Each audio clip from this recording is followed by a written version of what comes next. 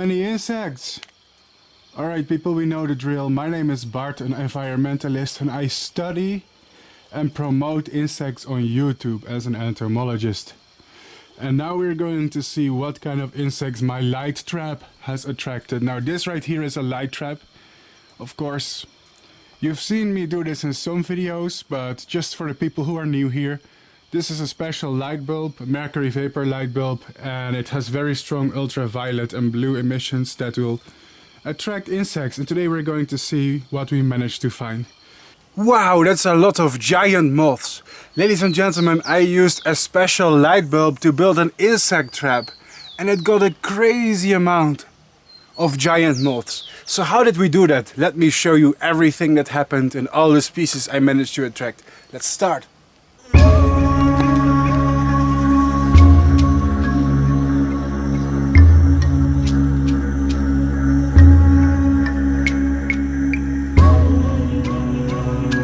Ladies and gentlemen, this is your favorite online entomologist, Bart Coppens, the sexy moth king himself. And guess what? Today I am in southeastern Brazil to study insects. In particular, I am going to attract insects using a moth trap. And one thing I study here is the silk moths, the Saturnidae, but also some of the hawk moths and other moths that will come to the light. But before we do that, we have to build a light trap. I have a little research house here, and I'm going to use it to attract insects. I'm going to put a mercury vapor light bulb on it, and I'm going to use my own bed sheets to act as a white screen. And let me just show you how to attract insects using a light bulb. And then I'm going to show you what cool kind of insects will show up, because there are some amazing species in this region. Let's get started. This cute little thing here is a house in Brazil that I bought for research. No, I don't own it, I'm just renting it, okay? This is actually an eco-lodge, it's called Itororo. And if you want, you can visit it as well, because they accept literally anyone that books this place. Actually, many tourists and researchers come here. But that's beside the point. I'm going to turn my little house into a moth trap.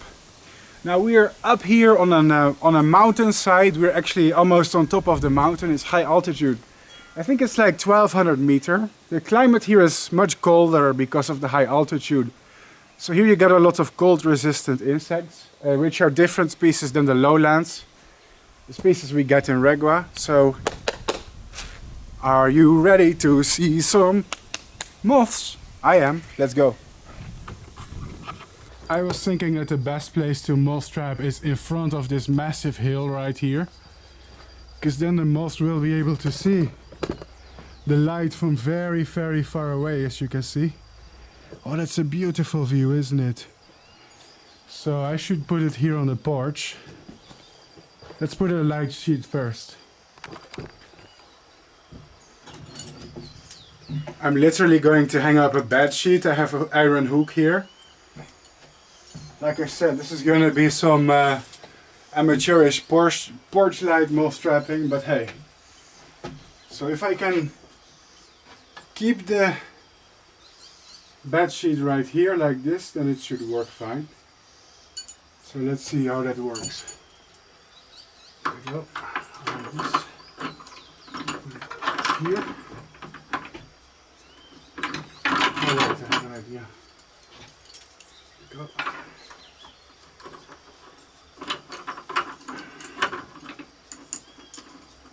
Yes, like that. Yes, then we hang it out higher. So the hook is hanging here, and I just have to attach the sheet to the hook.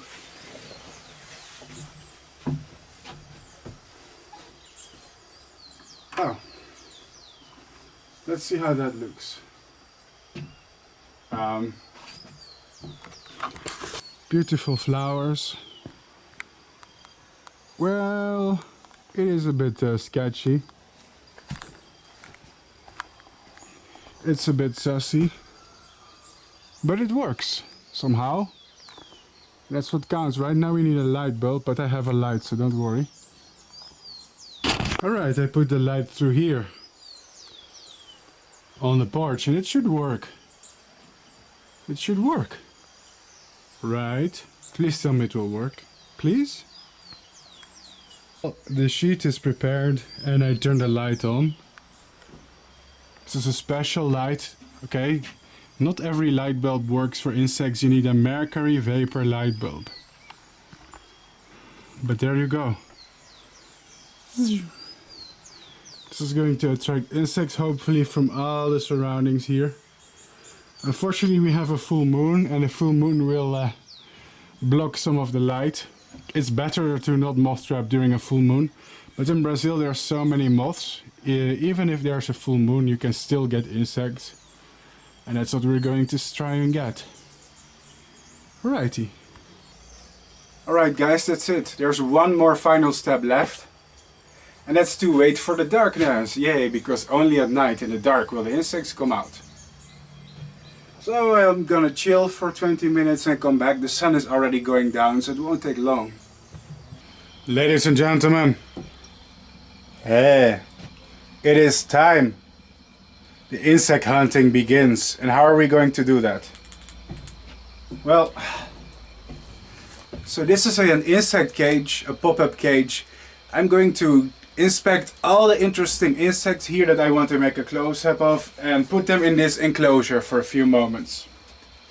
But first we're going to see what it is that the light has attracted. Now it's very early, it's 10 o'clock. It's not that early, but most of the big moths actually come around 2 to 3 a.m. Sometimes 4 a.m. before sunrise. So this is just getting started. This is just the start, literally. Let's show you. Many insects. Alright people, we know the drill. My name is Bart, an environmentalist, and I study and promote insects on YouTube as an entomologist. And now we're going to see what kind of insects my light trap has attracted. Now this right here is a light trap. Of course, you've seen me do this in some videos, but just for the people who are new here, this is a special light bulb, a mercury vapor light bulb, and it has very strong ultraviolet and blue emissions that will attract insects. And today we're going to see what we managed to find. Let's take a look. Now I'm in southeastern Brazil and there's a lot of cool species here that you don't get in many other places. This is one of them. This should be a Closeups rosa cordis, and if I'm correct... Ooh, look at those beautiful hind wings, wow! Can you see that color though? It's absolutely gorgeous, this insect. It's so pretty. And oh my god, look at the color, wow! Guys, moths make my heart beat so fast because they are so important for the environment, but above all so beautiful and underrated. And what's really cool about this Closeups rosa cordis is that when it's poked, let's zoom in, just get the right color here. When it's pew, pew, pew, it should show off its butt. Because as you can see, its cute little butt has stripes with warning colors. That's beautiful. Here's another one. Whoa, that one just flew away. And something very big just arrived. Like, can you see it? A very big moth. Let's hope it will land and settle down so that we can show it up close, alright? We're going to explore what else that we have here. Wow, lots of moths here flying everywhere. Now these small black things, these moths are practically a pest here in the area. So this is a Hilasia species. This is another Hilasia. And the males of these small black moths only live for a few days. Here's another one, another Hilasia. And they literally only live for a few days and then they die.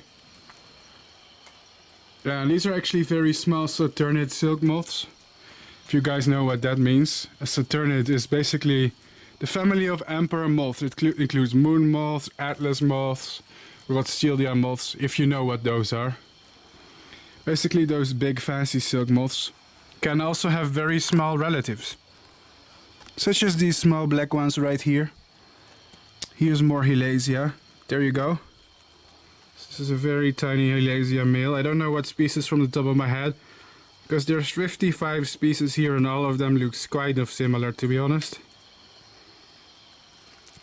You have to be careful. The larvae of this species are actually very venomous.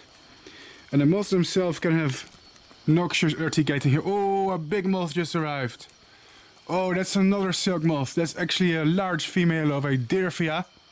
We're going to capture that one for research. Oh, and we have a black witch moth. This is, whoa, a very large species that you can find in basically all the tropical environments in America. Although it's a good migrant, they can migrate all the way up to Canada, where they're very rarely seen, but they don't really reproduce there. Reproduction only happens like in places such as Florida, United States, the Caribbean islands, for example. It needs good, like, warm tropical forest areas or just shrubs. And the black witch is a moth that, yeah, it's the big one up there that only comes to fruit. It's a fructivore. They drink like the juices from rotting fruits. That's really cool. And some people think the black witch is a moth that brings bad luck. Like, it's a superstition that people have. Oh, here it is. Here's the black witch. Now let's get a close-up of it. As you can see, compared to my hand, it's ginormous. So this is a male. If it's completely black, it's a male, because the females actually have one white stripe, one creamy white band in the middle. It's on my hand. Wow, look at how big. Oh, another moth just knocked it away. That's fine though. Oh my gosh. And if we look at the smaller moths, we see that some of them are tastefully very beautiful, like this orange little cutie here. Wow. This should be from the group Crambidae. Very nice little crambid moth. Ooh, that's gorgeous, that's gorgeous. And here we see another Hilasia. These are the ones that I mentioned being pests, kind of. Well, this is a native species, so... And there's no doubt that they have value for the environment as well. But they are very overabundant here and feed on non-native... It's one of the only native species that can feed on non-native introduced plants, such as eucalyptus, which is introduced here by humans. Unfortunately. And of course the species takes advantage of it. So we don't blame species here, guys. It's always humans who are at fault, of course. When something happens with the environment, it's usually our fault. We humans messed up the environment, and it's up to us to restore it, right? That's our responsibility.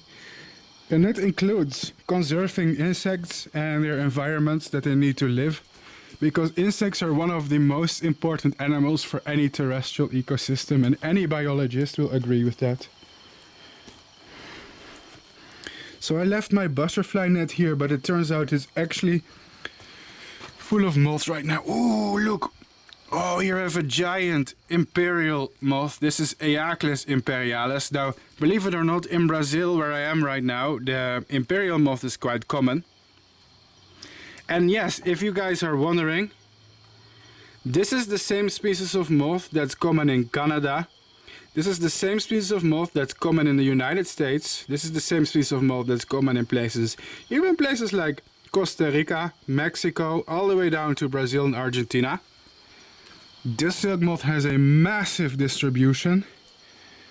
From tropical rainforest in Brazil, Argentina, the Amazon rainforest, French Guiana, all the way to the temperate, cold countries of, well, even up to Canada.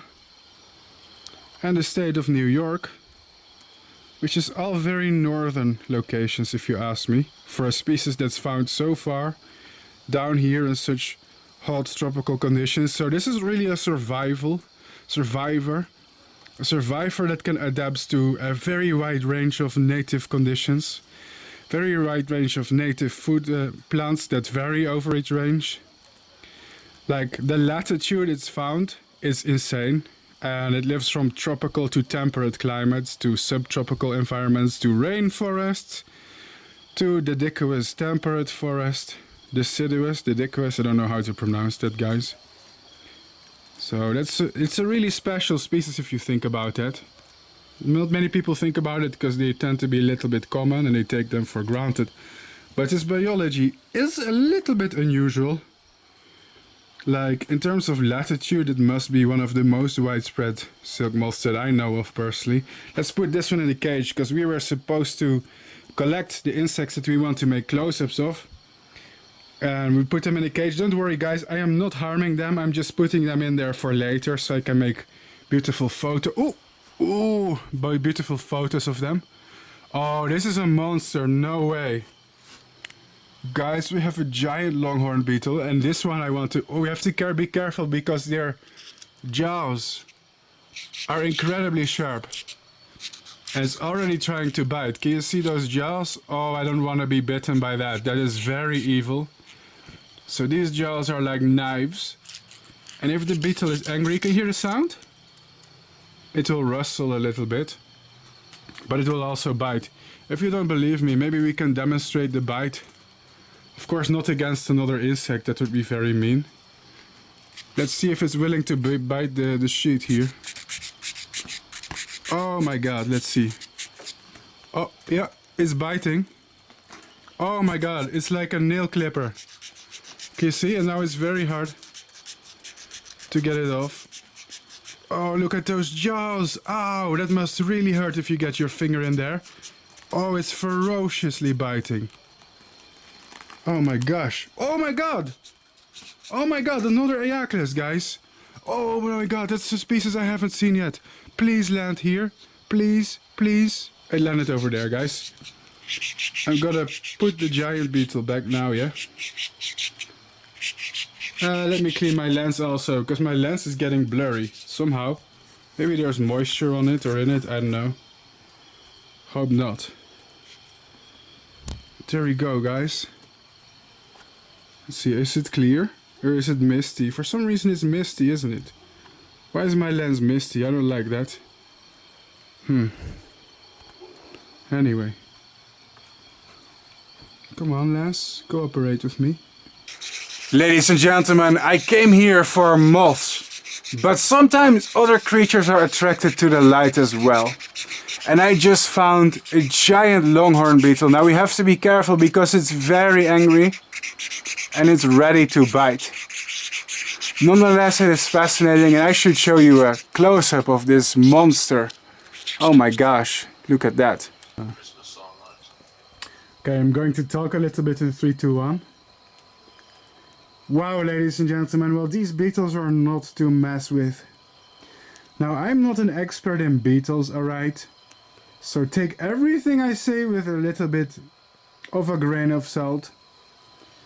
But generally speaking, longhorn beetles, they come in a big variety of shapes, colors and sizes. And many species of them don't feed. So in that regard, they're kind of like the moths that we are studying today. As in, they have a limited lifespan because they cannot really replenish their energy reserves. However, they do have a big body with a fat reserve. And they can use it to sustain themselves for several weeks to find a mate to reproduce before they die. Now, I'm not sure if this is a species that can feed or not, but its jaws, its mandibles do look... Well, it looks like they've been devolved into these big mandibles it can use to defend itself or bite, but are probably not very effective when it comes to feeding. Have to be careful because their bite is actually quite nasty. Let me show you. Let's see what happens, because this beetle is very angry. We're gonna let it bite the beer can. Oops, it fell down. Let's try again while I hold it upright. There you go. I bet you're very angry. Oh my god, it's holding on. Can you see it? It's lifting the whole can by its jaws and it's just biting down. Can you see that? It's so angry. As you can see, this beetle can carry many times its own weight. Assuming that the beetle weighs less than a can. But even if it doesn't, it's an impressive achievement. And if this beetle sinks its jaws in something, it doesn't let go. Oh my god, look at how aggressive. Then, that being said, it's self-defense. Insects, they never attack without a reason. And as you can see, I'm clearly manhandling it. So can we really blame the beetle for being angry? I don't think we can. Anyway, I'm gonna let it go. And hopefully it will bite the can and not my finger. Uh-oh. Uh-oh. Ow! It's actually biting my hand. Ow! Okay, that hurts. Okay, please stop. Oh my god, that hurts. Ugh. Guys, I can confirm Don't mess with them. That's great, but let's not do that again. Oh my god! Look at that! Oh my god, it got me good. Wow! Yep. Let's release this one. I think I think the Beetle won. Oh my god. That looks a bit better. Okay guys, let's go down here and see. Something massive just landed in these bushes. I'm glad to have a flashlight here. Now we have to be careful, there could be things like snakes. No way! I'm not gonna let it escape. No, no, no, no, no. Oh, hell no. Give me please 1 second guys to show you its color.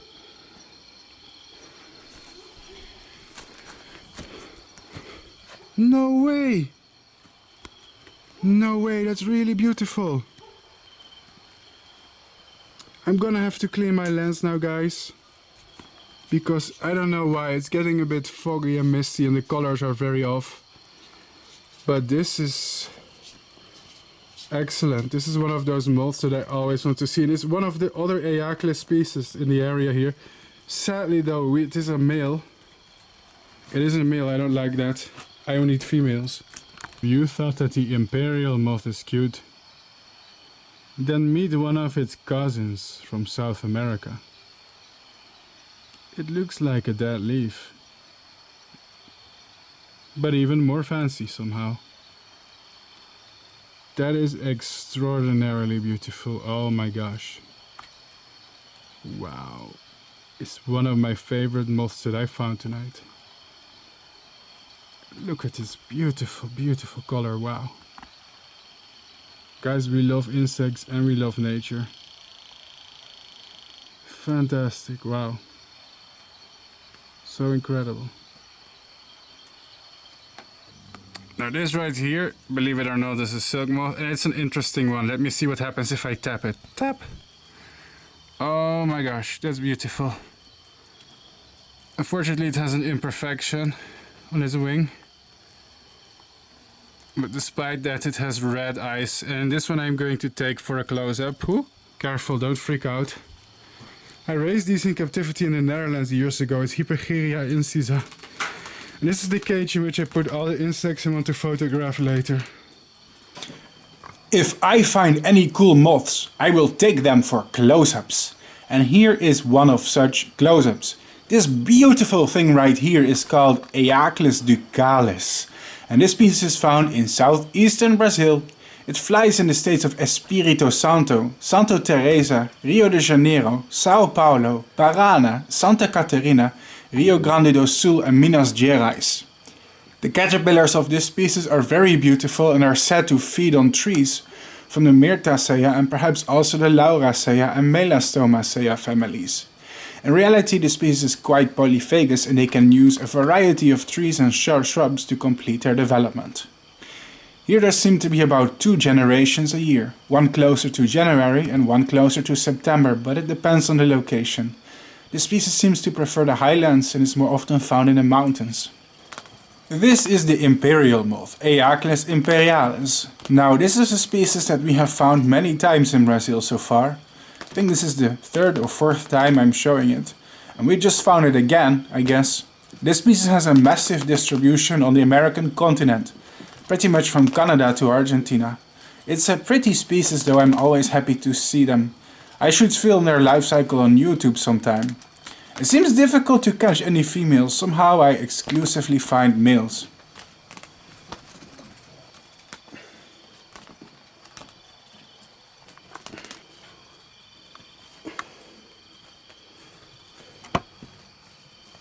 This should perhaps be Dirfia triangulum, an emperor moth described from southeast Brazil and perhaps more parts from the Atlantic rainforest. Not too much is known about them. If threatened, they do like to play dead and display their abdomen. Cute.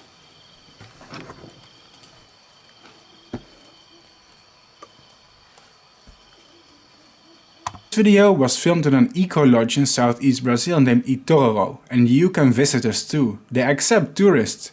In fact, their business relies on tourists and visitors, so why don't you consider planning your vacation here to see epic wildlife? Guys, that's a lot of cool moths, isn't it? And believe it or not, I show you 2 Aeaclis species before. These are not those species. Because see, here is the cage in which I put all the moths that I want to photograph for close-ups. And they're in here. So that means that these two have just arrived. So there are 2 extra Aeaclis. So let's take them into the enclosure. Because I'm counting all the moths here. Especially the silk moth, the Saturnid. Here we go.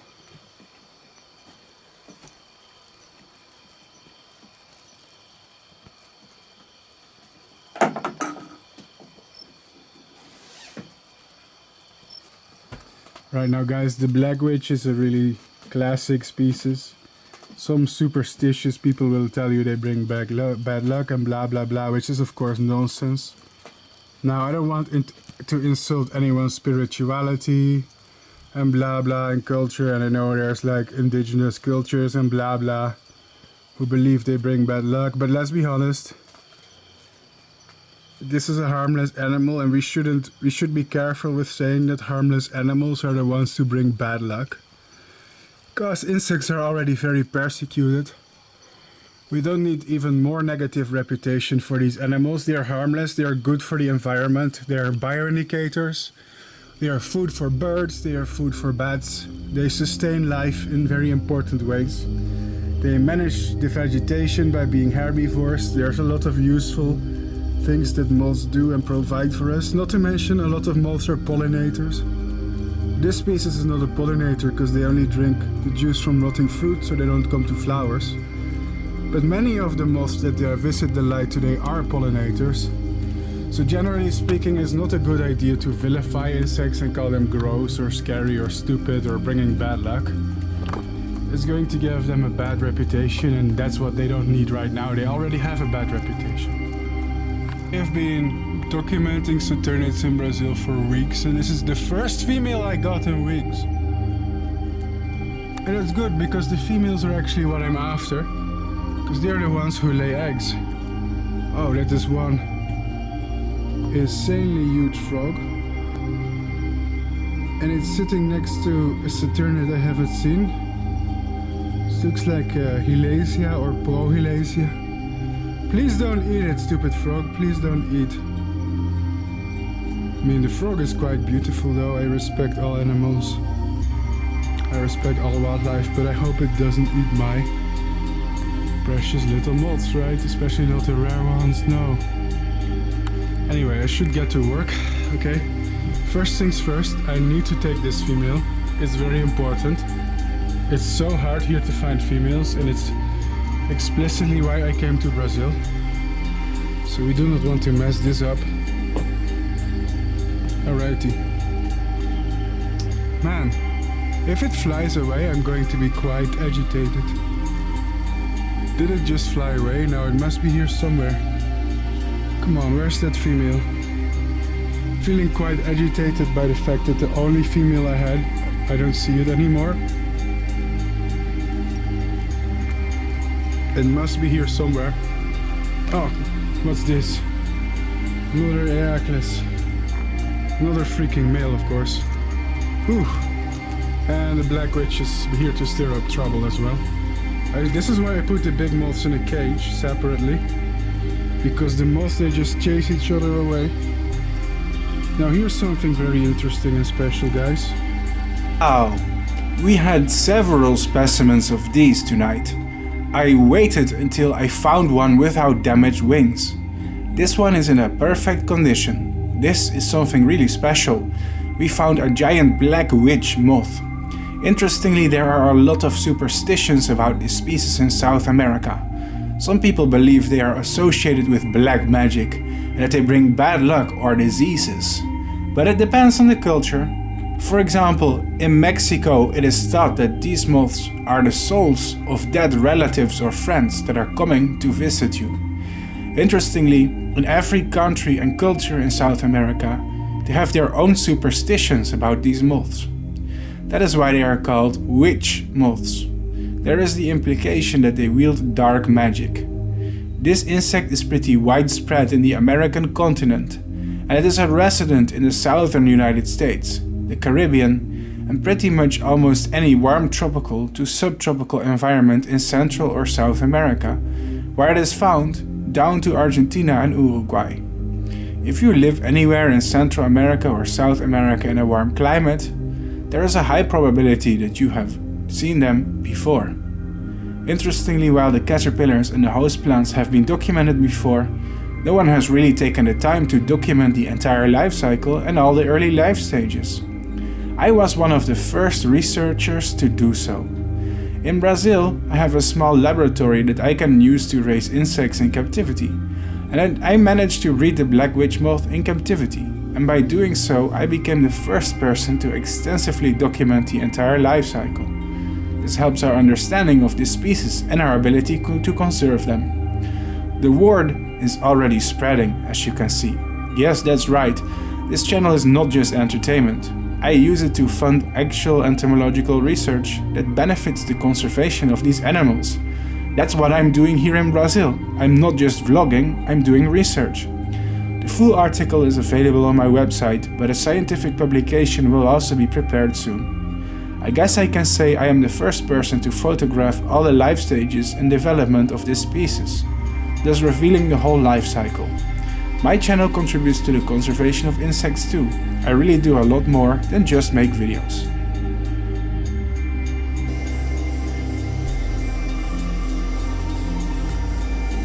Now, ladies and gentlemen, this right here is a nocturnal species of butterfly from the genus of Macrosoma.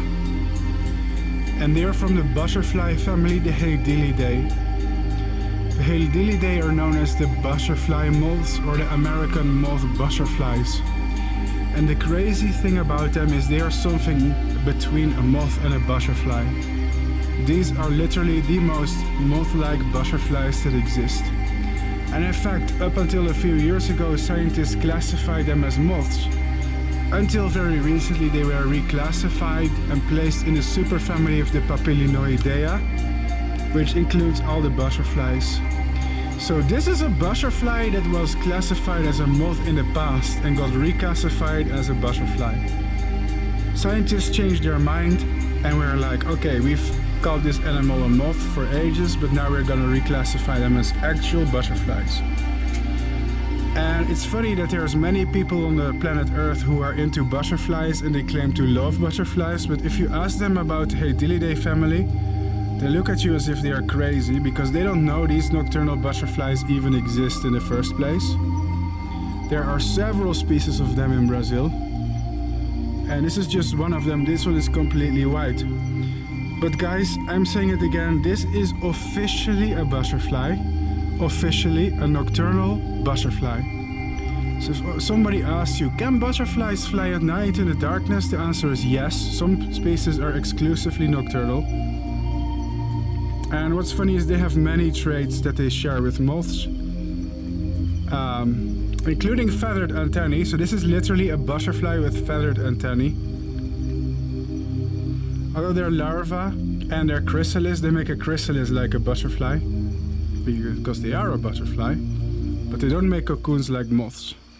So that's just very special, and that's not something that you will hear about on YouTube very often. And they're very forgotten butterflies that even the most hardcore butterfly fans don't even know about.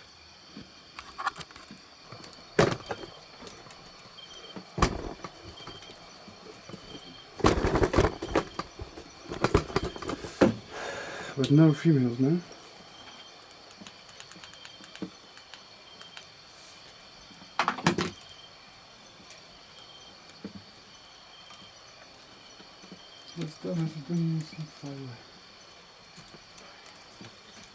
Look guys, there's little moths. Hey! I was filming that moth. I was going to say, hey look, there's little moths here on the doormat. Dude, this giant frog, it just ate my moth. Please stop doing that. Oh my god. It's probably going to eat the other moth too, isn't it? Oh well, that's the cycle of life. Let me ask you, Mr. Frog. Did you pay $1,500 in flight tickets to Brazil to film moths for your fans on YouTube? If no, then please step down, okay? We have a VIP here. Don't interfere with the work of Bart Coppens. Yeah, we get it, we get it. We all like moths. I get it. As a fellow fat ass, I understand your gluttony, but please control yourself, okay? I need some moths for my research too, not for your thick body. This beetle over here stands now no chance against Mr. Gluttonous, doesn't he? Mr. Fatty Fat Ass, Mr. Nicocado Avocado. Actually, as long as this beetle sits still, it will be fine. Because the frog, or actually I think it's a toad to be honest, not a frog. Who cares though, I'm not an expert in that. Correct me if I'm wrong. It pretty much hunts on vision. It uses his eyesight. Right, Mr. Fatty? Yes, I'm talking about you. Sir, that's not a very good place to land, you know. That's a very dumb place to land. Do you realize that you're in danger? Do you realize that? No? Let's see. Is this moth going to get away?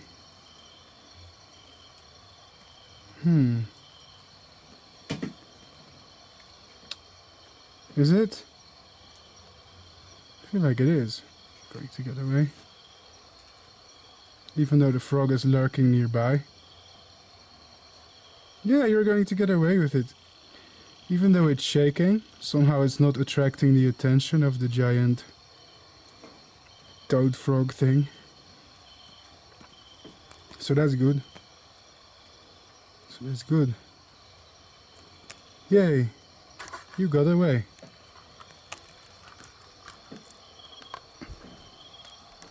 Oh! Oh my god! Where it comes to the place where some of these beetles decide to crawl. Our beetle buddy here is quite close to Mr. Toady. So I'm wondering if he's going to eat it up. Or ignore it. Maybe he doesn't like beetles. I can't imagine he doesn't though. The beetle is walking slowly and carefully, so it may not alert Mr. Frog to its presence, but we're going to find out, aren't we? We are going to find out. Look at it casually walking there. Just going la la la la la. Just being a beetle. Well, no danger so far.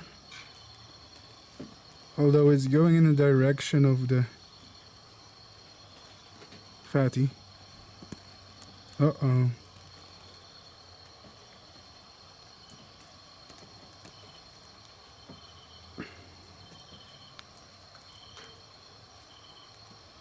You're going to be in trouble. You're going to be in trouble. Something is crawling here. Oh. Wow, it escaped. Oh, it escaped. Oh, you're very good at evading. You won the boss fight. Oh my. I guess this is why moths have scales. It makes them slippery and hard to catch sometimes. I guess this creature lives another day. Oh my. Can you believe that we just saw that happen? Some moths are really slippery and they have scales that makes them very hard to grab. They work as a dry lubricant. So sometimes it just doesn't work out. Hey. And they escape their predator. Could be the New World flounder moth, Podalia or Silocus. What a little cutie, ain't it? So cute! And this is yet another endemic tiger moth species only found in southeast Brazil. It is Micerla transversa. The biodiversity in this place is amazing. I'm finding dozens of moths that are severely understudied or hardly documented. Nothing is known about the biology of this species here either.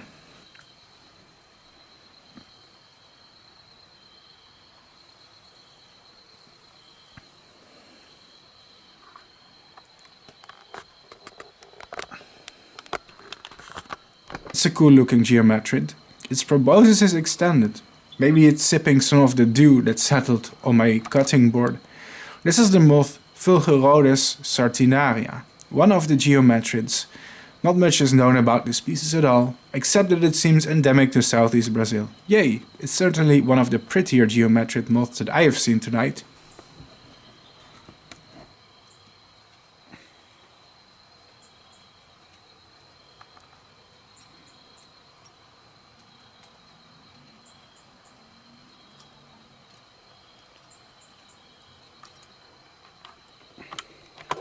Oh hey, that's cool, it's a type of ground beetle. I didn't expect to see that. This is Oxykyla tristis and it's quite common and seems to be endemic to southeast Brazil. These types of beetles tend to be carnivores. They hunt smaller insects. A quick interruption just to tell you my channel is completely demonetized by YouTube. If you like my videos, consider donating or tipping. My channel is completely crowdfunded because YouTube does not pay me for all my efforts. Of course, only if you are willing and able to. I am not entitled to anything, but it does help the survival of my channel. I don't know if you guys have seen the episode, but last week I educated you guys about Hilacia silk moths. And I kind of ranted that most of them look kind of boring and are not very pretty because they are black or grey or brown, but there's exceptions. And I just found one of my favorite Hilacia moths, just don't know if you can see the color. It's super small, but this is Saturnidae silk moth. And it's very small but super colorful. Unfortunately, the females of this species are very, very rare. I only get males, it's very sad. I would love to try and raise this one. Wow, let me show you more. Well guys, who said that Hilacia silk moths are not allowed to be pretty? Yeah, most of them are black, brown or grey. But here we actually have a very spectacular species of Hilacia with... It's hard to film because they're kind of small. But they have like a reddish fringe below their post-marginal line on their hind wings. Very yellowish forewings and a greyish underside of the wings with a thread post with false eye spots. Two very bright ocelli. It's very awkward to film them on my hand like this, but yo! This species is really beautiful in my opinion. Oops, they do fly away fast, but I don't care. I'll catch them later for a good picture, but wow! Look at this Hilacia. They're really amazing Saturnid moths. This one is a bit damaged, but that's okay. I do think it would be amazing to have a female of this species though. They're so beautiful. Wow. Oh, wow. This is a very cool and colorful species of Hilacia. Found in southeast Brazil, northeast Argentina and Paraguay. They are endemic to this region of the Atlantic rainforest. Interestingly, they have been raised in captivity on several plants, including eucalyptus and guava, but it's actually unknown what plants they really prefer to use in the wild. There seem to be at least 2 generations of these insects a year in the wild, and they appear to be more common in the mountains on higher level elevations. This video was made on about 1200 meters above sea level in the mountains, a fascinating species. I bet we will find more Hilacia species tonight.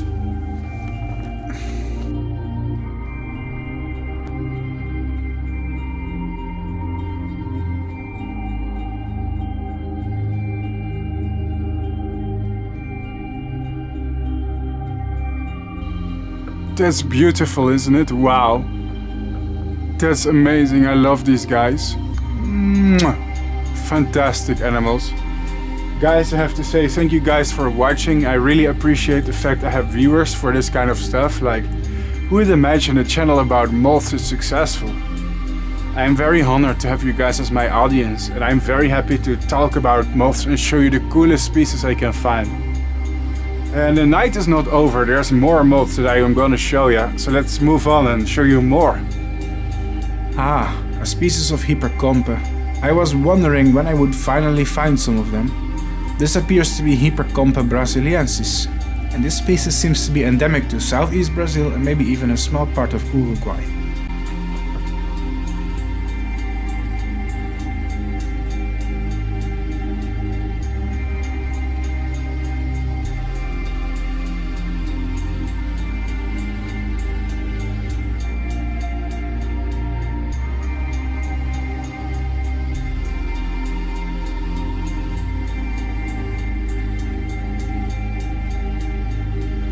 This incredible moth has a big distribution and its name is Cosmosoma auge. It is found in Mexico, Panama, St. Thomas, Jamaica, Cuba, Guatemala, Costa Rica, Venezuela, Peru, Bolivia, Suriname, Brazil, Uruguay, Paraguay and Argentina.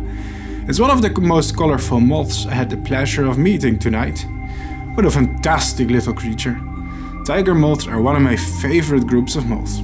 They are one of the most diverse groups in the neotropics, and many of them are poisonous too, and their bright colors advertise this fact.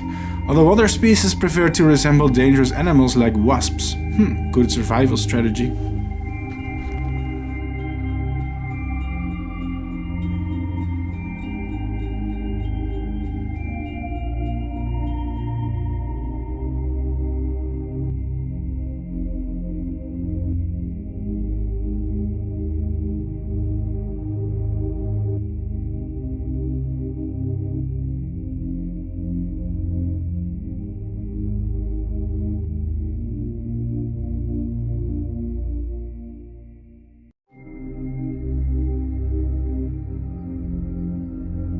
Ooh, so pretty! This cute tiger moth appears to be a Simplebia lophocampoides. I'm doubtful about this identification, but it seems to be the best match so far. It seems that nothing is known about its life cycle. This shows how many life cycles of moths in the rainforest are unknown to science and how little we know and understand these creatures. This is why I like to breed moths in captivity, not because I like to have them as pets, well I do of course, but also because if I breed moths in captivity, we reveal their life cycles and sometimes their dietary needs, which helps us understand them better.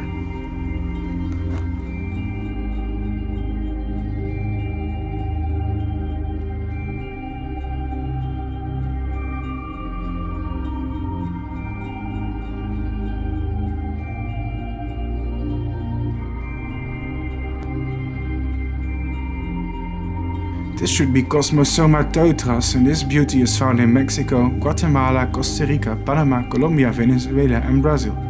Cosmosoma moths are some of my favorites and many of them have super shiny abdomens, as you can clearly see here. Isn't that awesome? Let's continue.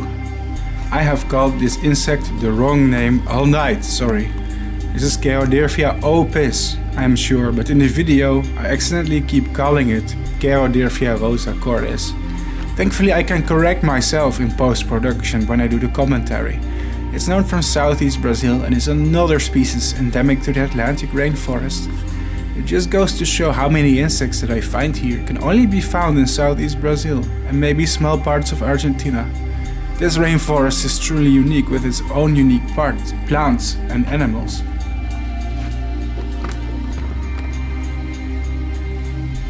Alright guys, so in Brazil you have a lot of species from the genus Aeacles.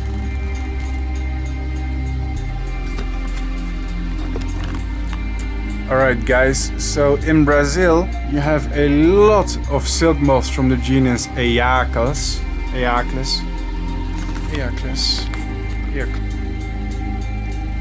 Alright guys, so in Brazil you have a lot of species from the genus Aeacles.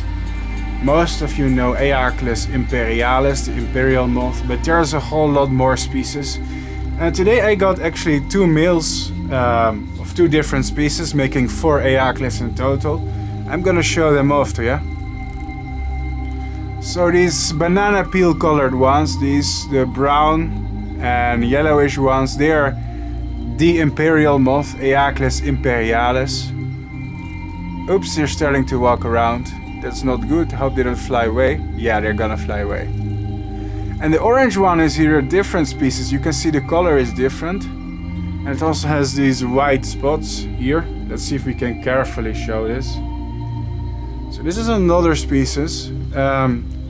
It's a common species, but I still see it a little bit less than Imperialis. This is Aeaclis ducalis, or I should say ducalis. There you go. Aeaclis ducalis. That's a very nice one. Its colors are a little bit more orangey. See the white spots? Those are also very typical. So that's definitely different species than the imperial moth that we know. Definitely a cousin of them though. Oh, they're so beautiful. So beautiful. I love them. Now, sadly, all of them are males. I would love to have a female so we can raise them in captivity. They're actually very easy to raise. We could do the life cycle if we get a female. But finding females can be difficult if you're moth trapping. Because most of the moths that come to light are in fact male. That's because females are lazy, they don't fly much. They just sit around waiting for the males to find them. Now let me tell you a bit more about them. Also, I'm probably going to sound like a big fat nerd here.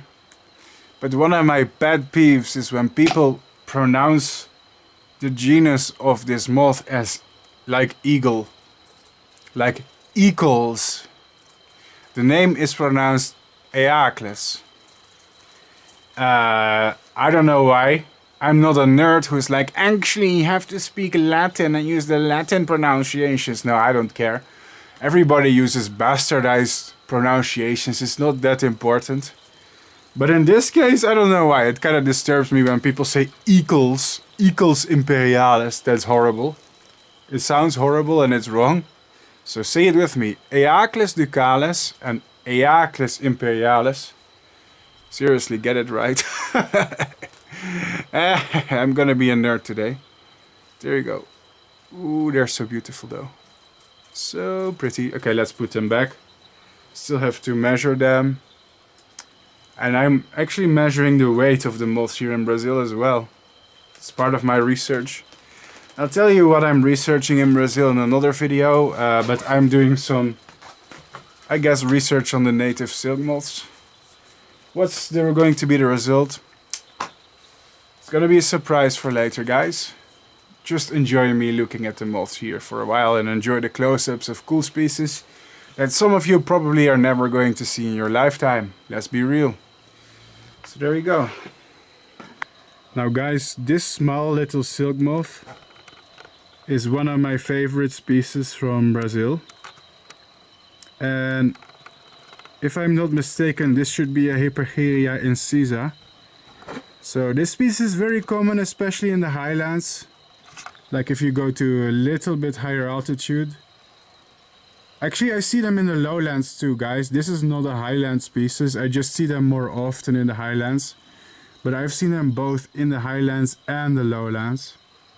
Let me poke it. Yeah, I'm holding a light ring if you saw the light. But what's really cool is they kind of look like an Automeris, just more camouflaged, with the forewings have a cool shape. And they look like a dead leaf. But if you poke them, they expose the hind wings, which have amazingly bright red eye spots. Can you see that? That's wild, isn't it? This species is also very easy to breed in captivity, like stupidly easy. Provided that you get a female. Once again, getting females at the light to moth trap, it can be a big problem. Sadly, I rarely get females. Like most of the stuff here is just male, male, male, male. God, I'm really dying to have like a female silk moth that has eggs for me. That's really annoying. Why am I only getting males? To raise them in captivity, I need females. But it's very pretty. So their food plants are really many. And I'm gonna be honest, I don't know all the food plants from top of my head, okay? But I have seen the larva many times, in particular on coral tree, the genus Erythrina. In captivity they probably eat many Fabaceae as well, which are like the legume family, the leguminosa.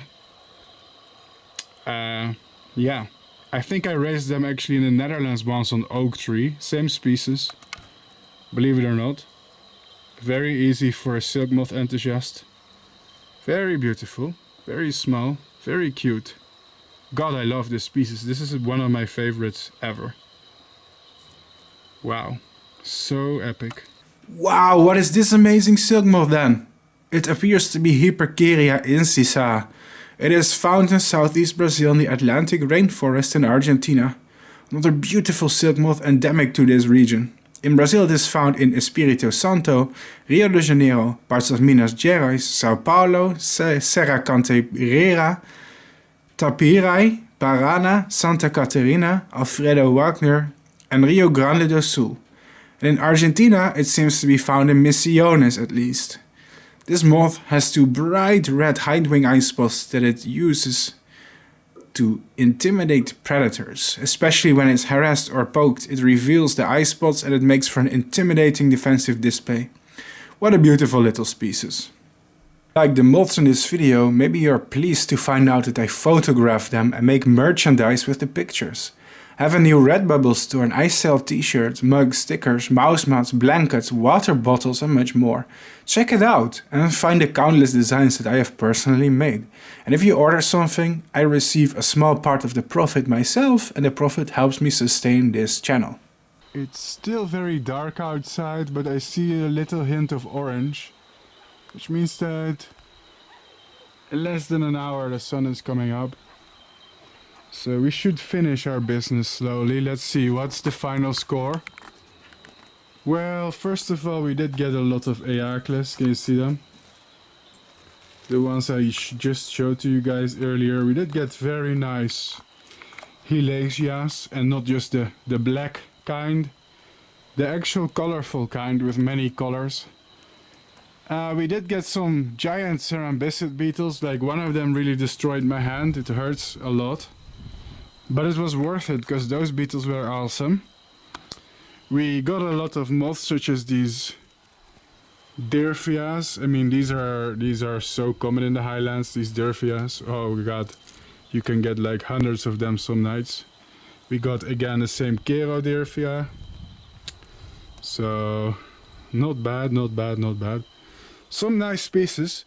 I do notice we had a... Oh, here's one hawk moth. I was about to say we have a total lack of hawk moths.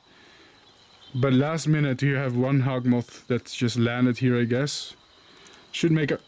Oh, it landed on my shoe. Alright, let's put you back. Just for the hawk moth lovers, I have to show you guys like one specimen. Trust me guys, if I had more hawk moths I would show ya. What's that? Oh yeah, that's the black witch. The black witch is very active, and if you get one in your moth trap, they tend to fly like all night long. They don't settle down. Not at all. So overall I would say it's a pretty good night. We got a decent amount of Saturnids. But there is one thing that I am unhappy about, and I've said this a million times, and I know I have very repetitive thoughts from time to time, but almost no females. That's really quite annoying. It's really quite annoying that we have those little females. I wish we had more. Like, that's disappointing. I just need a female. That's simple, guys. I just need females to raise in captivity. Their eggs and their babies. But it's nice to be here, out here. I love working with nature, you know, going outdoors. It's great. It's great to see these animals in the wild. All my life I've been studying moths in captivity, looking at them in plastic boxes. That's a bit sad, because I don't think you can be a moth expert if you raise animals in captivity only. Like, you have to study them in the wild. In fact, I don't think that you understand a species by just raising them. I don't think it makes you capable of being somebody who is an expert on the species. Like, you actually have to understand their home. Like, where they actually live in the wild, yeah. It's a bit silly to only look at captive animals. I'm not saying that there's anything wrong with raising moths. I love it. I'm a big... in fact, online I'm the biggest promoter of the moth and butterfly breeding hobby. As of today, I am the biggest butterfly and moth breeder on YouTube and on the internet in terms of how many people view my videos. in terms of how many people view my content on a weekly or even daily basis. Literally thousands of people watch my videos, in fact millions. So I wouldn't... Of course, obviously, I'm not against breeding moths, that would be ridiculous. But what I'm saying is, like, if you take it more seriously than a hobby and you want to learn, you want to become a professional, then you have to go beyond raising them. You have to go beyond raising the animals in captivity and look at them in the wild, because then only you'll really understand them. You're not going to understand an insect from putting them in plastic boxes all their life. Then you don't experience the conditions they really face in the wild. These things are so common. Just taking them off the window here because they may bother someone if they use the house. Oh, the sun is coming up. I have to be quick. Do you hear the amazing bird songs?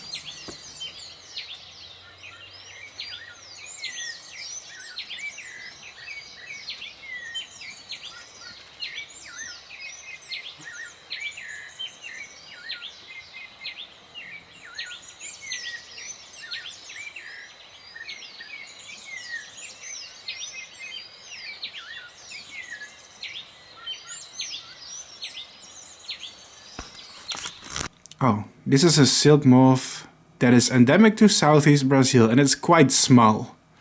It's Dirphiopsis delta. How cute. Like many other Hemileucinae, it once again has a thread pose where it curves its abdomen and tries to display its warning colors. Which is cute, because the moth itself is utterly harmless and unable to defend itself, but who knows, it may just trick a predator into thinking it's dangerous. Moth has a cute panther pattern. It is aptly named Pantherodes pardallaria. It is a species of Geometrid. This particular species is found in southeast Brazil and maybe also bordering regions that contain Atlantic rainforest environments. This should be Elysius hermia, or at least one of the many Elysius species. Another tiger moth that could be endemic to southeast Brazil. Perhaps, but it is hard to find extensive data on the distribution of the species here.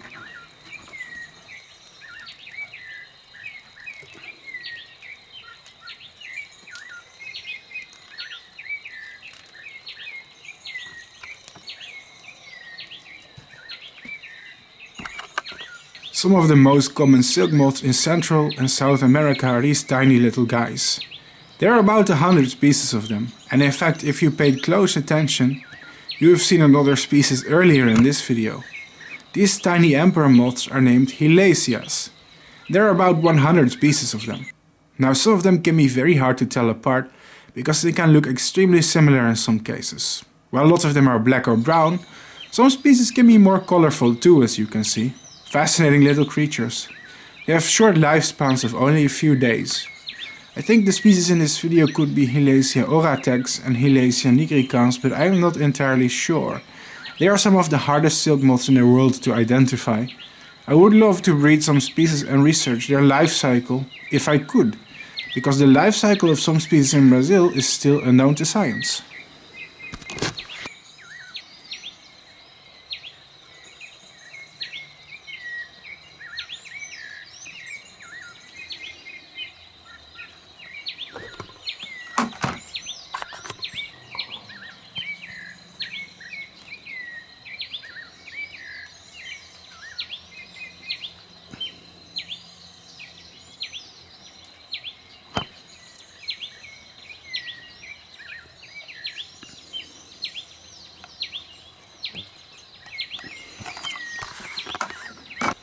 Alright guys, that was it.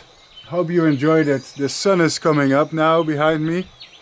I don't know if you guys can see it, but yeah, it's morning.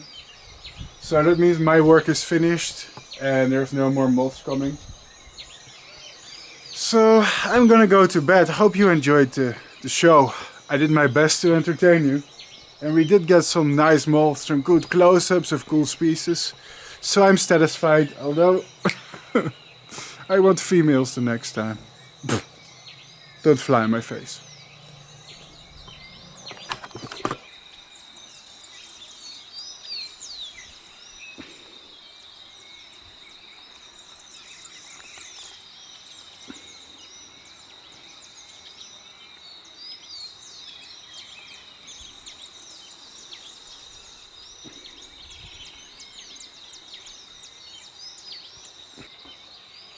Alright, before I go to bed, let's have one last look at the moths at the sheet, see if I forgot any notable species. And then I need to sleep because I'm getting tired. Mothing is hard work.